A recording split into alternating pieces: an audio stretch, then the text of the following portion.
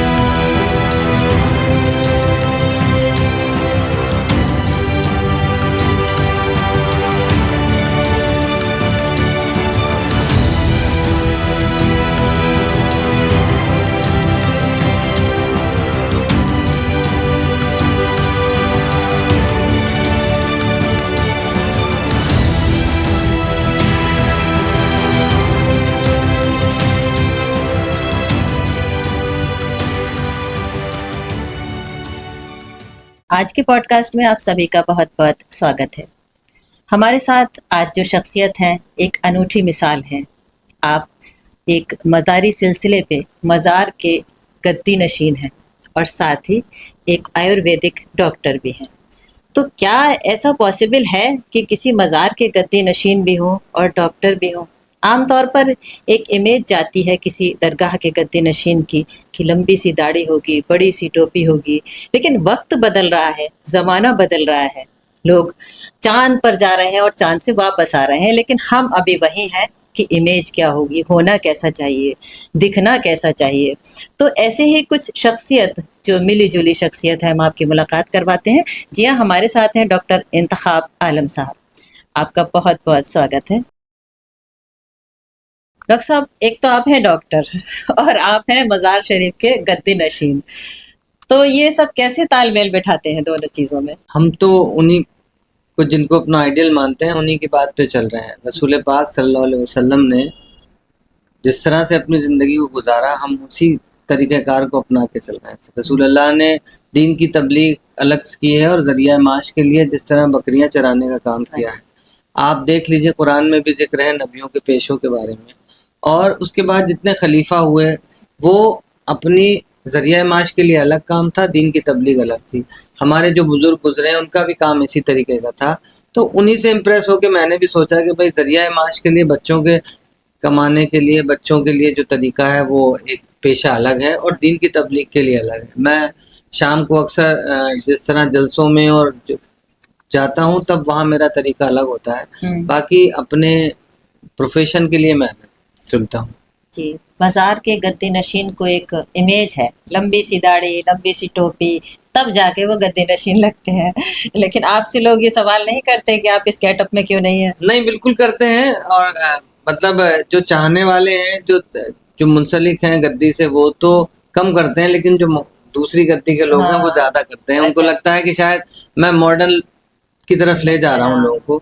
क्योंकि मेरा मानना ये है कि जो हमारी आने वाली नस्ल है या जो इस वक्त हमारी कौम के बच्चे हैं, अगर आप उनको ये बताएंगे कि भाई दाढ़ी का जो हुक्म है दीन ने जो बताया है, कुरान ने जो बताया है, वो सिर्फ इसलिए कहा है कि आप का औरतों से चेहरा अलग दिखे। तो अगर कोई किसी का चेहरे पे दाढ़ी छोटी है तो वो दीन के हिसाब से ठीक है, वो इस्लामी दाढ़ी है। बाकी दाढ़ियां तो नहीं कहते ना इतनी बड़ी होना चाहिए। नहीं, तो वो जो इतनी बड़ी का है, दरअसल ये जो दाढ़ी है ये इस्लामी दाढ़ी है। अच्छा, बाकी दाढ़ियां तो हनफी दाढ़ी हो गई। हाँ, वो दूसरे जो जिसको मान रहा है उसके हिसाब की दाढ़ी है। अच्छा। तो अगर अभी कोई ये सवाल भी कर सकता है इस आपके इस दिक को देखने के बाद एपिसोड को, कि भाई आप भी तो हनफी हैं, आपकी दाढ़ी इतनी क्यों नहीं है, तो मेरा मानना ये है कि चूंकि मुझे लगता है कि मेरी इस्लामी दाढ़ी है तो ठीक है। और दाढ़ी को लेकर मुझे बहुत ज्यादा, मैंने कई बार लोगों से मेरी बहस भी हुई है, जिसको लेके मेरे पास लंबी चौड़ी दलीलें हैं। आपसे गुफ्तगू के बाद, इसको देखने के बाद जो चाहे मुझसे बात कर सकता है, दाढ़ी को लेके भी, टोपी को लेके भी। क्योंकि मेरा मानना यह है कि दीन को आसान करने के लिए कुरान में कहा गया है, अल्लाह ने कहा है, लेकिन दीन को जिस तरह कठिन बनाया गया उसी की वजह से आप देखेंगे कि लोग नाम के मुसलमान हैं, वो सिर्फ इसलिए मुसलमान हैं क्योंकि वो एक मुसलमान के घर पैदा हुए हैं, दीन से उन बहुत दूर है।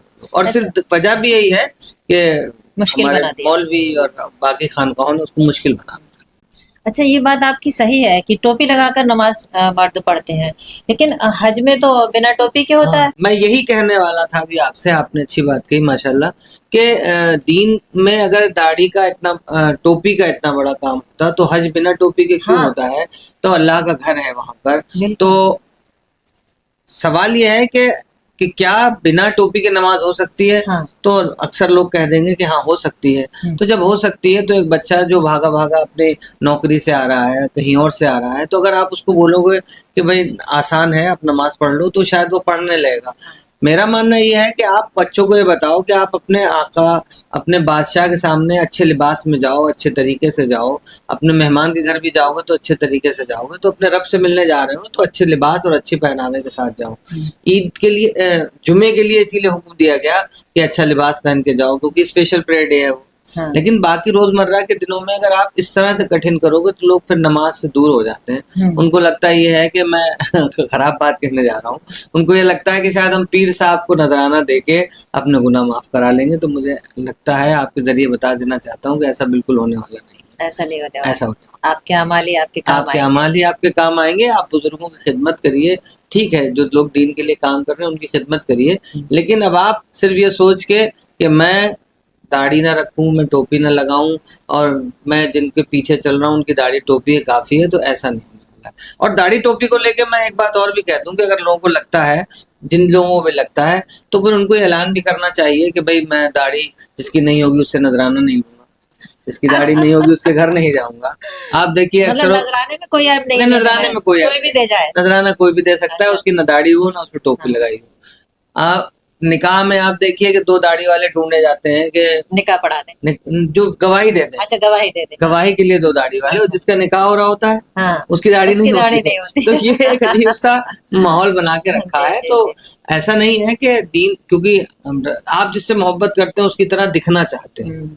दाढ़ी रसूल पाक सल्लल्लाहु अलैहि वसल्लम की थी, तो हमको उनकी तरह दिखना, लेकिन हम पहले अपने अमाल दुरुस्त करें, दाढ़ी उसके बाद की चीज़ है। और हमको समझना पड़ेगा, हमें अपनी नस्ल को, अपनी कौम को ये बताना पड़ेगा कि 2 चीज़ें हैं इस्लाम में, कल्चर और एक तहजीब है। हिंदुस्तान का मुसलमान 90% कल्चर को फॉलो करने की बात कर रहा है, कल्चर को पे ज़्यादा जोर देता है, इस्लाम पे उसका जोर कम है। दाढ़ी, टोपी, जुब्बा, दस्तार, इन सब का ताल्लुक कल्चर से है। हर चीज़ का ताल्लुक कल्चर से है। आप समझिए कि इस्लाम की तालीमात टीचिंग्स किसी भी मजहब का जो पिलर होती है वो टीचिंग्स होती है। हाँ भाई कोई मजहब आया, अगर इस्लाम रसूल पाक को आखिरी नबी बना के भेजा गया तो तालीम टीचिंग्स के लिए तो भेजा गया। हाँ तो हमको टीचिंग्स फॉलो करनी है। लेकिन हो इसका उल्टा रहा है हिंदुस्तान में, हिंदुस्तान के एशिया में, हिंदुस्तान बांग्लादेश हाँ पाकिस्तान में, कि हम लोग टीचिंग्स फॉलो कम कर रहे हैं। हम उन चीजों को फॉलो कर रहे हैं जो अरब की तहजीब का हिस्सा है, चाहे वो जुब्बा हो, जैसे यहाँ गर्मियों में लोग ढीला लिबास पहनते हैं तो उनका ढीला लिबास गर्मी के ताल्लुक से है, उनको सर ढक के रखते हैं क्योंकि गर्मी ज्यादा होती है। चेहरे पे आधी दाढ़ी इसलिए होती है कि ताकि चेहरा बचा रहे। तो अगर आप गौर करेंगे और पढ़ेंगे इस्लाम को, तो इस्लाम का लिबास जो इस्लाम के मानने वालों का था वही इस्लाम के मुखालिफिन का था। तो इसका मतलब ये होता है कि इन सब चीजों का ताल्लुक इस्लाम से नहीं है, ये कल्चर का हिस्सा है। बेशक चूंकि रसूल पाक सल्लल्लाहु अलैहि वसल्लम ने सब किया है तो हमारे लिए बाइसे ताजीम है, लेकिन हमारे लिए टीचिंग्स ज्यादा मायने हैं कि हमारे पड़ोस में कोई भूखा तो नहीं है, हमने किसी यतीम की परवरिश की जिम्मेदारी लेनी है। तो ये सब चीजों पे गौर करने की मुझे लगता है जरूरत है। लोग दाढ़ी पे कुछ सुन्नत बता रहे हैं और सुन्नत है बेशक, तो लेकिन सुन्नत बेवा से निकाह करना भी है। तो मैं पूछना चाहता हूँ आपके जरिए कि कितने मुसलमान बेवा से निकाह करते हैं? उम्र से बड़ी औरत से निकाह करना भी सुन्नत है, तो कितने मुसलमान इस सुन्नत को फॉलो करते हैं? तो इन सुन्नतों की तरफ तो किसी का दिमाग नहीं है, ना ध्यान है।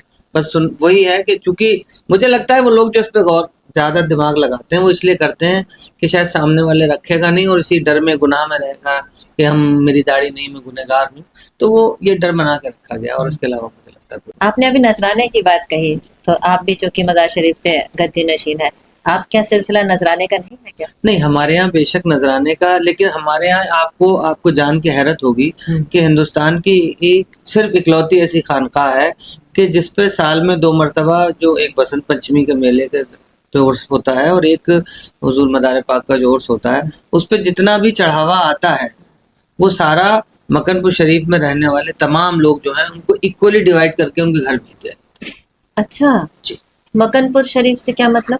जो जहाँ दरगाह है मदार पाक की, अच्छा डिस्ट्रिक्ट कानपुर लगता है, वहाँ पे जो दरगाह है हुजूर मदारुल आलमीन की, तो वहाँ उर्स के मौके पे जो भी चढ़ावा आता है हाँ। वो इक्वली डिवाइड हो जाता है मकनपुर शरीफ में रहने वाले सादा जितने भी वहाँ परिवार रहते हैं। अच्छा, गद्दी नशीन के पास कुछ नहीं होता? नहीं, वहाँ दरअसल गद्दी नशीन का एक जिस तरह से अजमेर शरीफ में है कि वहाँ चूंकि एक ही फैमिली से बात बहुत बड़ी हो गया है, तो सारे परिवार अपने आप को वहाँ खादिम और गद्दी नशीनी लिखते हैं, तो उन सारे में आपस में बढ़ जाता है। बाकी कि जो लोग नजराने से मुताल्लिक है कि कोई मुझे भी बुलाता है जलसे में, तो हमारा जो वो है कि हम तय करके नहीं जा रहे हैं। कोई हमको बुला रहा है ज़्यादा राह समझ के जो दे देता है वो रख लेते हैं, नहीं तो कोई मसला। बहुत अच्छी बात है। अब आते हैं कि आप पेशे से डॉक्टर हैं, आयुर्वेदिक डॉक्टर हैं। आयुर्वेद की तरफ लोगों का बड़ा ध्यान जा रहा है आजकल, क्योंकि एलोपैथिक में रिएक्शन बहुत है। तो किन किन चीज़ों के इलाज आप लोग करते हैं? देखिए, आयुर्वेद चूंकि इसको आम जबान में लोग शुरुआत से देसी इलाज ही कहते रहे, क्योंकि हमारे घरेलू नुस्खे हैं ये, कि चाहे कि जुकाम होने पे आप किसी को घर में कुछ उबाल के पिला देते हैं काढ़ा, या इस तरह की जितनी डिजीजेस में किया जाता है, तो बेसिकली आयुर्वेद असाध्य रोगों पे अच्छा काम करता है। अच्छा। वो बीमारियां जो पुरानी हो चुकी हैं हाँ। और जिनका इलाज नहीं हो पा रहा है, तो वो चूंकि धीरे धीरे काम करता है, लेकिन आयुर्वेद असाध्य रोगों पे बहुत अच्छा काम करता है। चाहे वो अगर आप माने तो बाल झड़ने में बहुत अच्छा इलाज है, स्किन एलर्जीज का बहुत अच्छा इलाज है। अच्छा। पेट के लिए बहुत अच्छे नुस्खे हैं। लेकिन धीरे धीरे फायदा करती है इसकी दवा?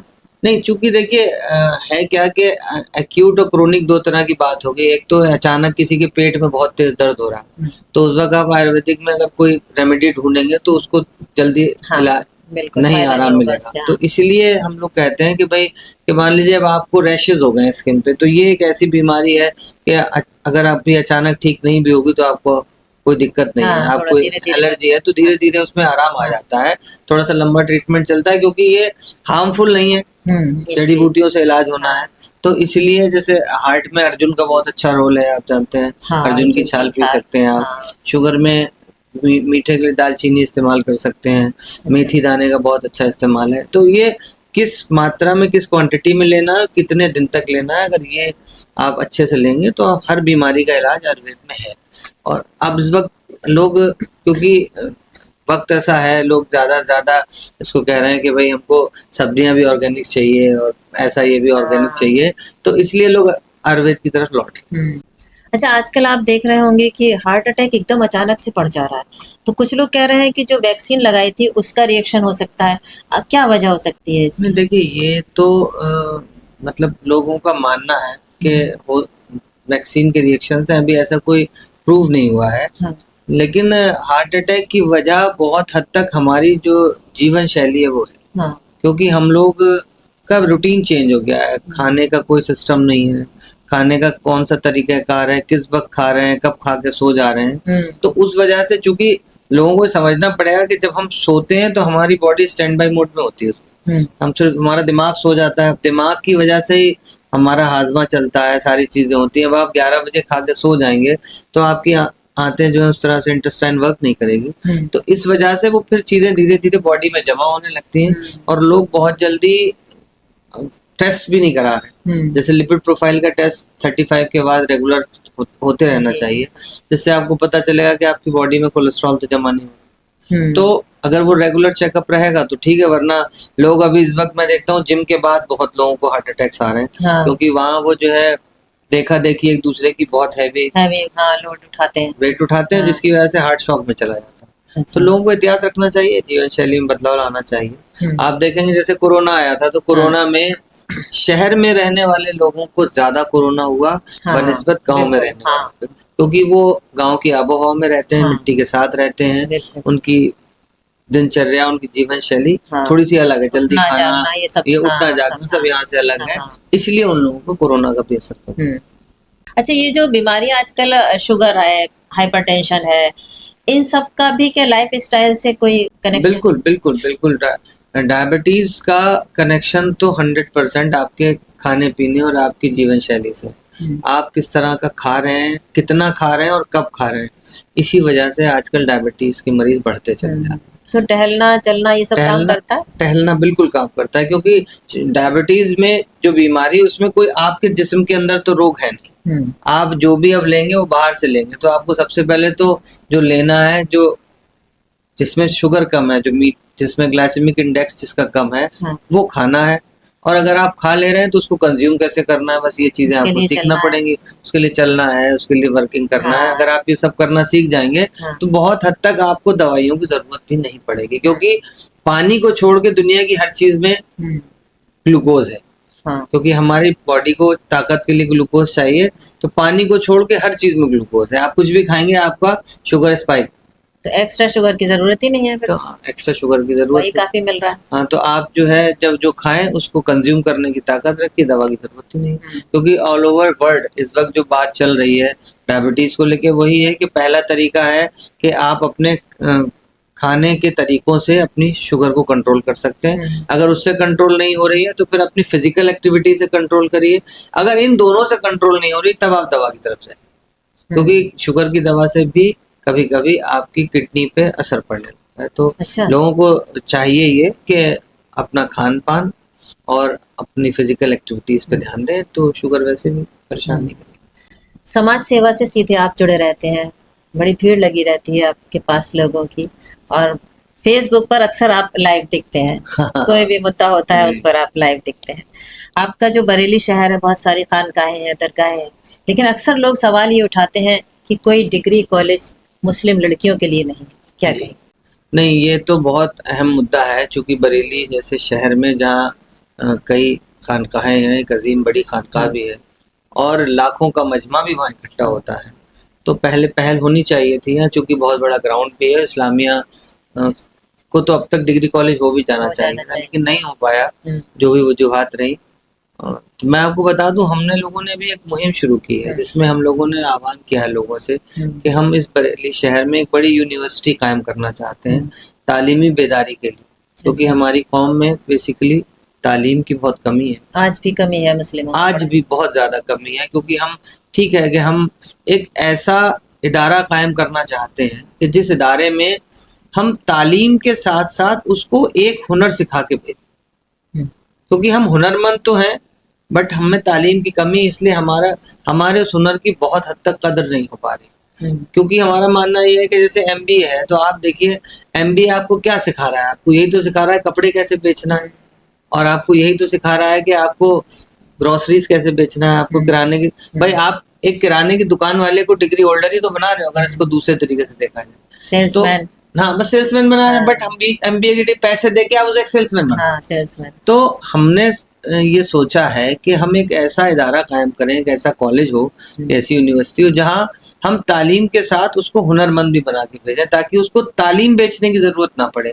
वो बेचेगा तो अपना हुनर ही, अपना जरिया माश के लिए, हाँ। लेकिन तालीम याफ्ता होगा, क्योंकि तालीम सिर्फ रोजगार के लिए नहीं दी जाती, तालीम किसी शख्स को इंसान बनाने के लिए भी, ताकि उसको तहजीब होनी चाहिए, उसको माशरे में कैसे रहना है ये आना चाहिए। क्योंकि जब वो बच्चों के साथ एक एनवायरनमेंट में रहता है, स्टूडेंट्स के साथ, तो उसको बहुत से लोगों के साथ कैसे बोलना है, कैसे उठना है, ये सब चीजें आती हैं। जी। तो हम लोगों ने एक मुहिम शुरू की है, अच्छा रिस्पांस भी आ रहा है, इंशाल्लाह आप भी दुआ करें कि हम लोग इस मुहिम में कामयाब हों, क्योंकि सबसे ज्यादा मुश्किलें तभी आती हैं जब आप किसी अच्छे काम के लिए, तालीमी बेदारी के लिए निकलते हैं, जिसकी जिंदा मिसाल सर सैयद अहमद खान साहब हैं, और अभी आजम खान साहब को भी बहुत मुश्किलात का सामना करना पड़ा।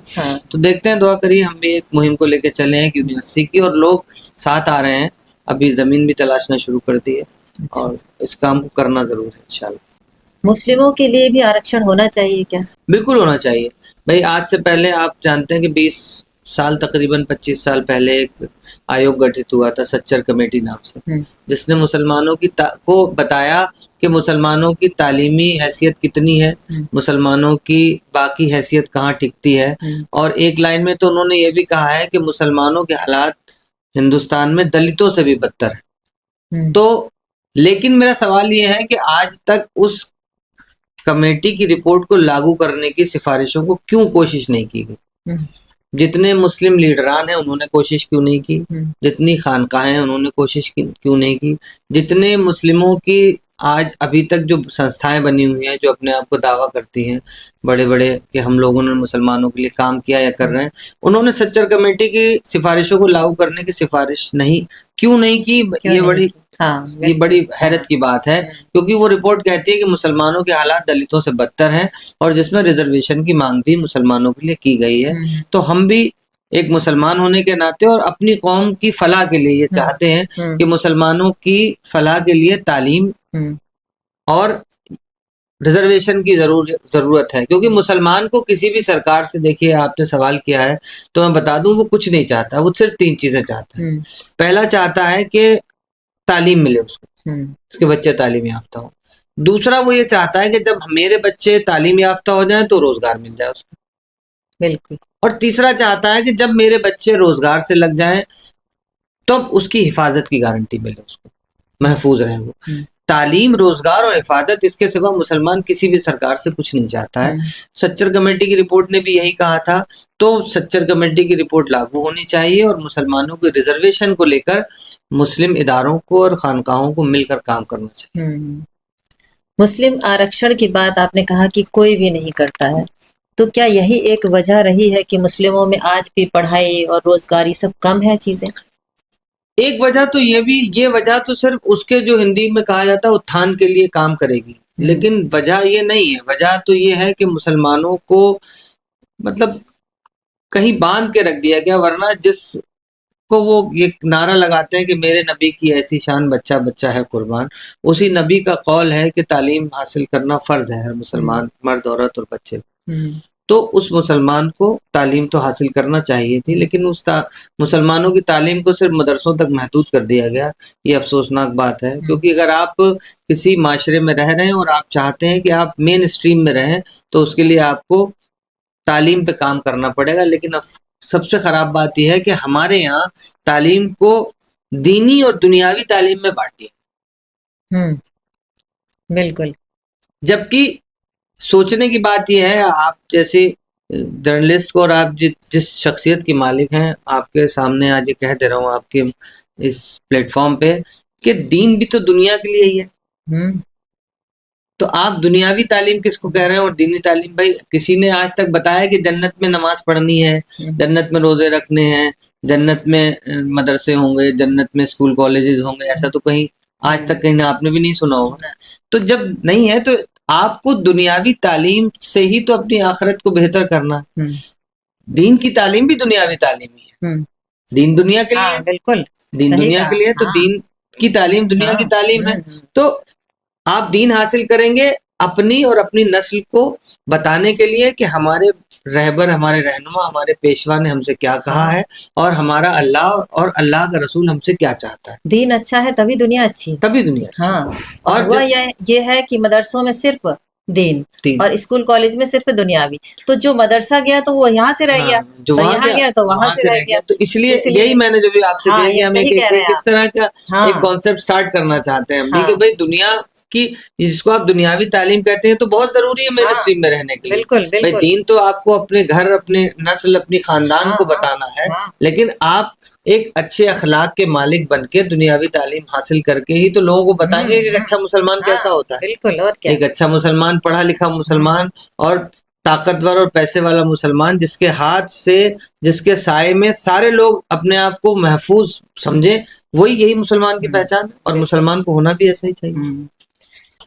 आजकल की जो राजनीति है, ज्यादातर लोग कहते हैं कि हिंदू मुस्लिम नफरत में बट गई है। क्या कहेंगे इस पे?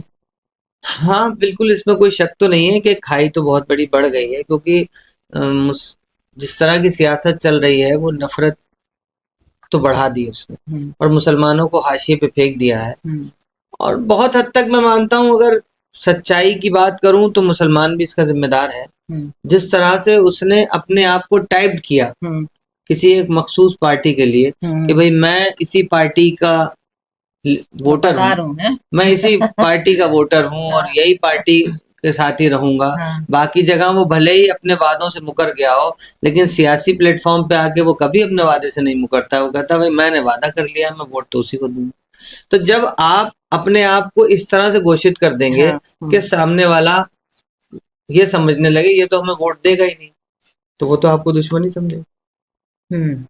भाई जहां जिस मुल्क में आप रह रहे हो, यहाँ आप मतदान का लफ्ज दिया गया, तो दान लेने वाले को आप समझ रहे हैं क्या?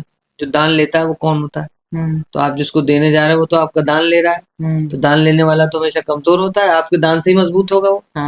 तो आप तो दान देने वाले, आप तो खुद में बहुत मजबूत है। तो अब आपको जब दान देना ही है, तो दान के लिए तो ये कहा गया है कि इस हाथ से दो, इस हाथ को पता ना चले। तो आप तो ऐलान करके कह रहे हो कि मैं दान दूंगा, मैं इसी को दान दूंगा। तो जब एक को दान दोगे तो जो बाकी 3 मांगने वाले वो तो आपसे मुखालिफ होंगे। तो इसलिए मुसलमान को बहुत सोच समझ के काम करना चाहिए। और मुसलमान जिस हालात में खड़ा है, उसको किसी सियासी तंजीम को अपना दुश्मन नहीं समझना चाहिए, बल्कि उसको ये पूछना चाहिए हर तंजीम से, चाहे वो भारतीय जनता पार्टी हो, कांग्रेस हो, सपा हो, बसपा हो, कोई भी हो, उसको पूछना चाहिए कि आपके पास हमारे लिए एजेंडा क्या है।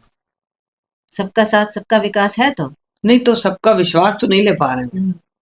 सबका विश्वास भी था, इस बार विश्वास भी कहा था। नहीं, कहा तो है, लेकिन अब आप बताइए, अगर मैं बात कहूंगा तो हो सकता है कोई ये वीडियो देखने के बाद मुझे भाजपा का एजेंट बता देगा कि सबका साथ सबका विकास की अगर बात हुई है, तो ऐसा नहीं कि अगर मुल्क में विकास हुआ है तो मुसलमान का विकास नहीं हुआ।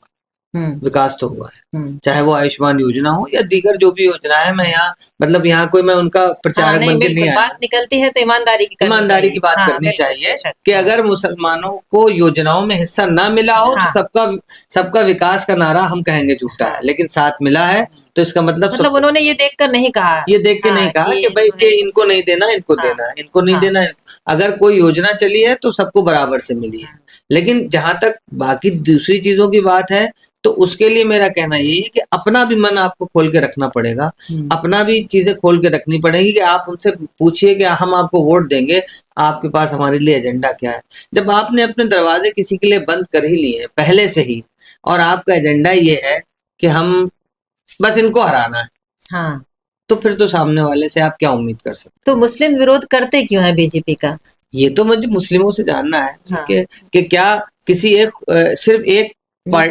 सिर्फ एक पार्टी से, क्या अगर दंगों को लेके बात करेंगे तो सारी पार्टियों में दंगे हुए हैं, तो कोई वो खास वजह क्या है? वो कहते हैं भाई मंदिर मस्जिद तो मुद्दे निपट रहे हैं, सब चलता है। और चीजों को सिख कम्युनिटी की तरह हमको लोगों को भूल के आगे बढ़ना पड़ेगा, तभी हम आने वाली नस्ल के लिए कुछ कर पाएंगे। अगर हम पुरानी चीजों को लेकर चलते रहेंगे तो कुछ नहीं होगा। और सियासत तो एक ऐसा मंच है, एक ऐसा प्लेटफॉर्म है जहां आपको दिल खोल के बात करनी। आपको अपनी विकास की बात कौन करेगा, आप एजेंडे की बात करिए। आप अब वोट भी दे रहे हैं तो सिर्फ इस मुद्दे पे दे रहे हैं कि भाजपा को जो हराएगा उसे वोट देंगे। तो आपको क्या लगता है आने वाली सरकार में आपका क्या विकास होने वाला है? आपको अपने लिए फिर वही काम करने हैं और तभी रोटी कमानी है। तो भाजपा को बदलने की जरूरत क्या है?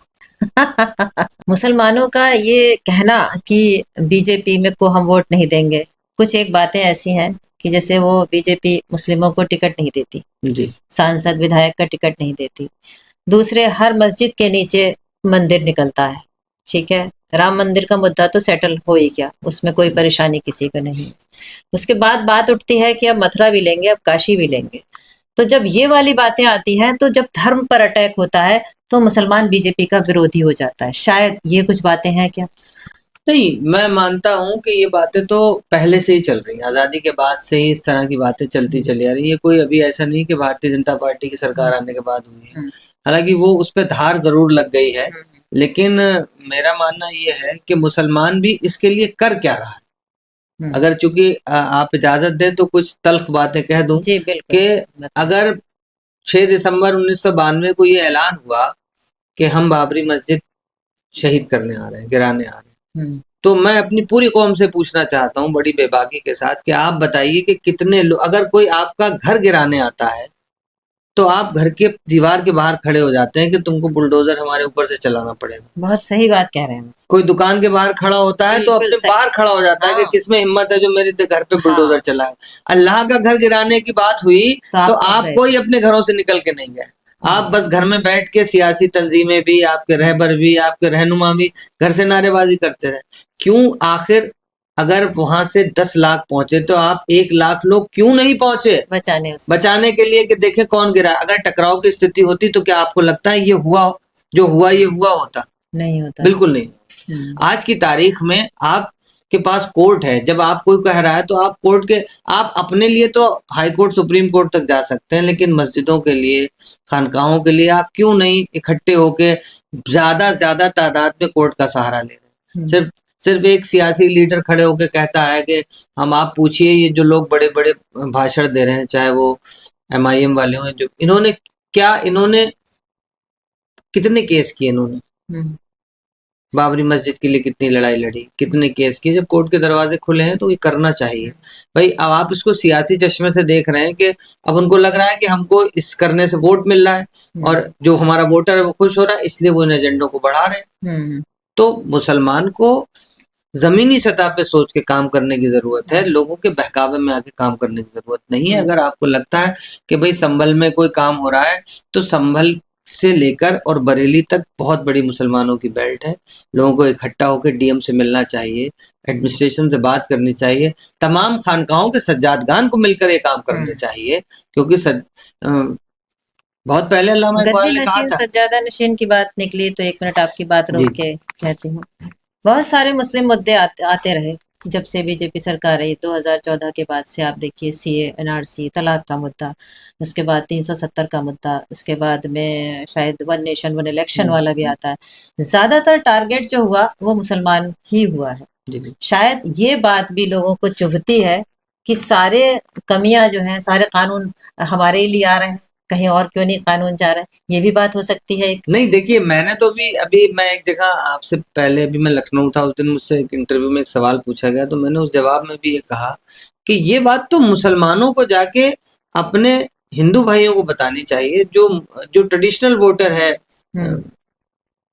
भारतीय जनता पार्टी, उससे पूछना चाहिए, उसको बताना चाहिए कि भाई जब से सरकार बनी है वो तो हमारे लिए काम कर रही है, वोट तुम दे रहे हो। तलाक का मुद्दा हो, तुमको लगता है कि तलाक का मुद्दा हमारे यहाँ वो कुरीति थी एक, तो उसको दूर करने के लिए भाई मोदी जी ने काम किया, तो हमारे फायदे के लिए किया।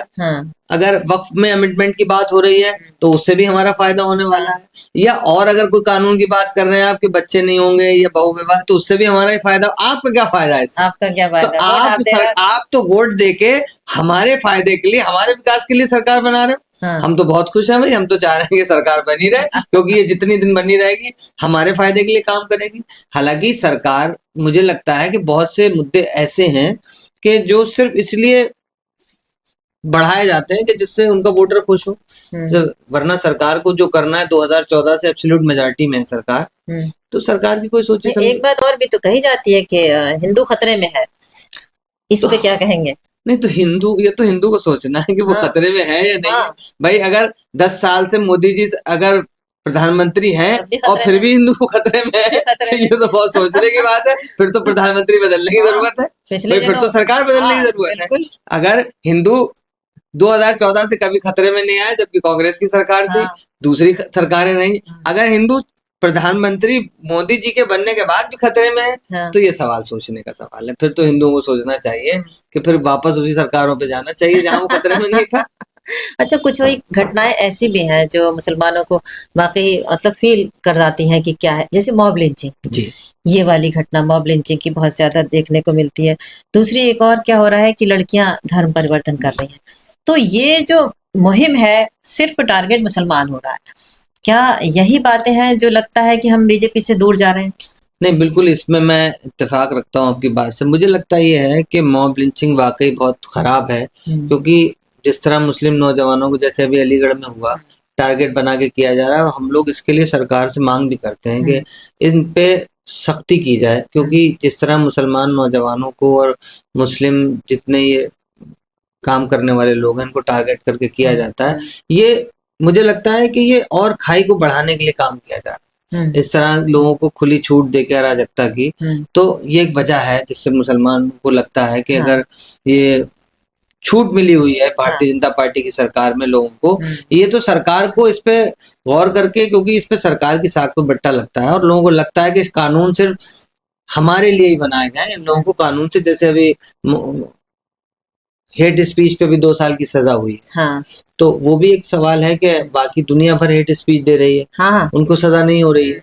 आप देखिए नरसिंहानंद कब से खुराफात करता है, आप देखिए न जाने नुपुर शर्मा जैसे में बहुत सारी बातें कितने लोग बहुत से करते रहते हैं हेट स्पीचेस, उनको सजा नहीं मिल रही। तो ये तो बिल्कुल ठीक बात है। अब्बास अंसारी को शायद 2 साल की सजा हुई है, जबकि न जाने कितने वीडियोस आपके और मेरे पास होंगे जिसमें लोग खुलेआम गालियां बक रहे हैं, लेकिन उनको कोई ये दो तरह का व्यवहार भी, ये 2 तरह का व्यवहार ही लोगों के बीच में खाई बढ़ा रहा है। और यही वजह है कि जो लोग दूर रहते हैं, इन सब बातों को सरकार को ध्यान रखना चाहिए। लेकिन मुसलमानों को भी अब जरूरत यह है कि एक बहुत सियासी सूझबूझ के साथ और एक प्लेटफॉर्म पे आके अपनी इन खानकाही जो दूरियां हैं इनको हटा के, जो मसलकी दूरियां हैं, उसके अलावा ये जो शिया सुन्नी और बाकी चीजों को हटा के काम करना चाहिए। और सिर्फ वही कि जब तालीम बढ़ेगी, तालीमी बेदारी बढ़ेगी, तो मुझे लगता है कि चीजें बदलेंगी इंशाल्लाह। बहुत सारे मुद्दे मुसलमानों को टारगेट करते हैं। तो जैसा कि अपने बरेली में सबसे ज्यादा दरगाह खानका है, ज्यादातर दरगाहें या खानका एकजुट कहीं पर भी नजर नहीं आती है। इसका क्या मैसेज पूरी दुनिया में जाएगा फिर? नहीं, ये बिल्कुल आप बात सही कह रही हैं कि जैसे अभी आपने जो सवाल किया कि धर्म परिवर्तन वाला, तो अभी तक किसी भी आप, मुझे नहीं लगता कहीं से कुछ आवाज इस तरह से उठी। लोगों को बात करनी चाहिए, अपनी बेटियों को एजुकेट करने की जरूरत है और उनको बताने की जरूरत है, क्योंकि वो इस कदर डर जाती हैं कि जिस तरह से हुआ बना के मजहब को उनके सामने पेश किया जाता है। तो एक तो मजहब के उस एतबार से उनको बताना चाहिए कि दीन बहुत आसान है और उनको सही और गलत का फर्क समझाना चाहिए। और उसके बावजूद अगर ऐसी घटनाएं लगातार हो रही हैं, इंटेंशनली हो रही हैं, तो खानकाहों को और जिम्मेदारों को आगे आके काम करना चाहिए। आगे तो हम लोग खानकाहों की, दरगाहों की जिस तरह से बात कर रहे हैं, तो कोई भी एक मुद्दा होता है तो सारी दरगाहें खानका एकजुट होकर बाहर आते ही नहीं है। पहली बात तो मतलब कोई अपने विचार व्यक्त ही नहीं करता कि भाई हम इस मुद्दे पर ये कहना चाहते हैं। अगर कोई ये पूछे उनसे कि भाई आप इतने लोगों के पीछे लोग आपके हैं, तो आप किसी मुद्दे पर अगर आगे आते हैं तो आपको आना चाहिए, तो एक सीधा सा जवाब मिलता है, हम राजनीति से बहुत दूर हैं। देखिए यही एक बात ऐसी है जिससे मैं इत्तेफाक नहीं रखता हूँ, इसी वजह से मुझको टारगेट भी किया जाता है। कि आप देखिए कि जिस तरह खिलाफत का निजाम इस्लाम में चला, तो मजहबी और सियासी अलग अलग नहीं है। अलग नहीं है, बिल्कुल। तो अगर आपको रहनुमा माना है तो आपको सियासी तौर पे भी रहनुमाई करनी पड़ेगी। और अगर आप नहीं करेंगे तो फिर वो शख्स फिर आपको अलग तरीके से देखेगा और फिर दूसरे को। इसमें अच्छा आप यहाँ एक बात मैं आपसे शेयर कर लूं, पहली बार ये बात कहने स्क्रीन पे जा रहा हूँ कि इससे तो जो हमारे मजहबी रहनुमा उनकी भी तो फिर एक तरीके से मतलब बेइज्जती हो रही है। क्योंकि अगर मान लीजिए वो ये दबे लफ्जों में ये इसलिए नहीं कहना चाहते हैं कि भाई तुम फला पार्टी को वोट दे दो, तो उन्हें मालूम है कि उन्होंने शुरू से जो मिजाज बना दिया अब वो उनके कहने से वोट देंगे नहीं, तो यहाँ भी तो बेइज्जती होगी। इसलिए इस चीज को पहले दिन से उनको कहना चाहिए और अब लोगों को बेदार करना चाहिए कि देखो अब जंगे नहीं होंगी तुम्हारी फलाह के लिए। पहले तो जंग होती थी, जो जीत गया उसके हाथ में निजाम होगा, जंग नहीं होगी अब। जंग तो होनी नहीं है, पहले तलवारों से होती थी, फिर उसके बाद बंदूकों से होने लगी। अब आपकी इसी बात से फिर मुझे बात याद आ गई कि जंग अब नहीं होगी। तो वो दीनी लोग थे, हजरत उमर फारूक रज़ियल्लाहु ताला अन्हा दीनी लोग थे, तो अगर दीनी थे वो उस वक्त कह सकते थे ना कि जंग से हमारा क्या मतलब है। लेकिन वो जंग लड़ते थे। हाँ, वो तो मैं यही कहने जा रहा हूँ कि अब जो जंग का तरीका है वो वोटिंग है। हाँ, क्योंकि आपके खिलाफ बनने वाले कानून या तो संसद भवन में बनेंगे या विधानसभा में बनेंगे। तो आपको वो नुमाइंदे वहां भेजने हैं कि जो वहां आपके लिए काम करें। तो जंग का तरीका बदला। अब वोट आपका हथियार है और उस हथियार के जरिए आपको जंग जीतनी है। तो जब आप उन हथियारों को रख कर काम करेंगे तो फिर आप जंग जीतेंगे कैसे? फिर वही लोग तो संसद और विधानसभा पहुंचेंगे जो आपका बुरा चाहते हैं, जो ये चाहते हैं कि ये वाला कानून बन जाए, ये वाला कानून बन जाए। और जंग जीतने का एक ही उसूल है, जीत। तो आप ऐसे तरीके बनाइए जिससे आप और आप किन लोगों को साथ लेके उस जंग को जीत सकते हैं। ये काम अगर हमारे मजहबी रहनुमा बैठ के करा दें तो क्या बुरी बात है, तो अच्छी बात है। लेकिन ये चश्मे को अब उतार के रखना पड़ेगा कि सियासत अलग है और मजहब अलग है। हाँ। इससे काम नहीं चलने वाला। कौम हमारी बहुत पीछे चलती चली जा रही है। हमारे मजहबी रहनुमाओं को इस बारे में मैं अपील भी करता हूँ आपके इस प्लेटफॉर्म के जरिए कि उनको सोचना चाहिए कि वो कौम जो पिछड़ती चली जा रही है, जो सिर्फ इस वक्त कव्वालियों और बिरयानी तक महदूद रह गई है, उसको इससे ऊपर उठा के लाके तालीम के लिए और उसके रोजगार की तरफ सोचना भी मजहबी रहनुमाओं का ही काम है। क्योंकि अगर वो जिंदा रहेंगे तभी तो मजहब मानेंगे। जब आज उनकी जान पे ही बनना आई है तो वो किस तरह से आगे बढ़े। तो ये सोच को बढ़ाना पड़ेगा उनको कि और लोगों को बेदार करना पड़ेगा कि सियासत में आप आगे आइए। जिस तरह आप ये चाहते हैं कि हमें अच्छी चिकित्सा या अच्छा इलाज तभी मिलेगा जब हमारा जान पहचान का डॉक्टर होगा, हमारा घर का डॉक्टर होगा। हमें अदालत में तभी अच्छा इंसाफ मिल सकता है जब हमारा घर का वकील होगा। तो आपको ये क्यों नहीं लगता है कि जब हमारा घर का शख्स जो है सियासत में होगा तो हमारी चीजें अच्छी होंगी? जरूरी नहीं है कि पार्टी को ही वोट दिया जाए, आप निर्दलीय भी अपना विधायक को चुनिए और हमेशा चुने जाते रहे। जब इसी शहर में एक मेयर निर्दलीय चुने गए 2 विधानसभा मिला के, तो आप क्यों इस बारे में क्यों नहीं सोच सकते कि निर्दलीय नहीं जीत सकता? ये माइंड सेट कर लिया है कि जीतने के लिए किसी पार्टी का सिंबल जरूरी है। ये है। और ये माइंडसेट तो जनता ने कराया है कि भाई इस पे फॉर्च्यूनर नहीं है, इसके पास ये नहीं है, तो ये जीतेगा कैसे? भाई पैसे तो आप लोगे ना, आप मत लो पैसे, तो खर्चा ही क्या है? खर्चा ही क्या है? खर्चा ही क्या है? भाई कार्यालय बनेगा, चाय पीने आप जाओगे, पूरी खाने आप जाओगे, नाश्ता करने आप जाओगे। आप मत जाओ, आप उसको अपना नुमाइंदा समझ के चुनाव लड़ो। देखिए कैसे निर्दलीय जीतेगा और कितने कम पैसों में जीतेगा। एक पार्टी ही चाहिए पार्टी। तो पार्टी को, जिन पार्टियों को आपने बनाया वो पार्टी आपसे दूर होती चली गई, क्योंकि आपने गुलामों की तरह उनको, भाई उन्होंने पैसे दिए, आपने उनको वोट दिया, तो वो आपको ऐसे गुलामी ट्रीट करती चली आ रही है। भाई जीतने, आप बताइए शहर की विधानसभा से आपकी प्रिय पार्टी के जितने कैंडिडेट थे, विपक्ष में भी कभी आपके घर आए? सत्ता ऊपर बैठे हुए लोगों ने जिसको चाहा टिकट दे दिया, आपके ऊपर थोप दिया और आपने उसकी जिंदाबाद जिंदाबाद करके उसको घुमाया, उसको वोट दिया। लेकिन बताइए शहर विधानसभा में बरेली में वो कैंडिडेट जो आया था वो कहाँ है? पिछले 5 साल से कहीं किसी शहर की किसी गली में, किसी कोने में आएंगे ना। नहीं तो फिर वही बात है, इलेक्शन में आएंगे और आप फिर उनके पीछे खड़े हो गए तो फिर वही हाल होगा आपका जो होता चला है। तो आपको अपना माइंड सेट भी बदलना पड़ेगा, आपको अपना नजरिया भी। भाई आप उससे सवाल करना सीखिए कि आप आए थे 5 साल पहले, आपने ये बात कही थी, तो अब क्यों नहीं है? आपकी प्रिय पार्टी जो है, उस पार्टी ने 2012 के उसका चुनावी घोषणा पत्र उठा के देखिए, उसमें लिखा हुआ था कि अगर हम जीत के आए तो मुसलमानों को आरक्षण देंगे। अच्छा, तो क्यों नहीं दिया आरक्षण? पूछने कोई गया नहीं। क्यों नहीं गया पूछने? जब आप अपने लिए सवाल नहीं करेंगे तो आप ये कैसे तवक्को कर रहे हैं कि कोई जो है आपको घर में लाके प्लेट में सजा के कोई चीज देगा? बिल्कुल। तो इसलिए मुसलमानों को भी अपना माइंड सेट चेंज करना पड़ेगा। जिस तरह बाकी चीजों के लिए आवाज उठा रहे हैं, उसी तरह इन चीजों के लिए भी आवाज उठानी पड़ेगी। तो बहुत सारी बातें हमने की, खानकाह के बारे में की और दरगाह के बारे में की, पॉलिटिक्स के बारे में की, और एक बहुत अच्छा डिस्कशन डॉक्टर साहब ने किया है, क्योंकि दोनों ही रूपों में काम आप करते हैं। आपने इतना वक्त दिया, बहुत बहुत बहुत शुक्रिया। शुक्रिया।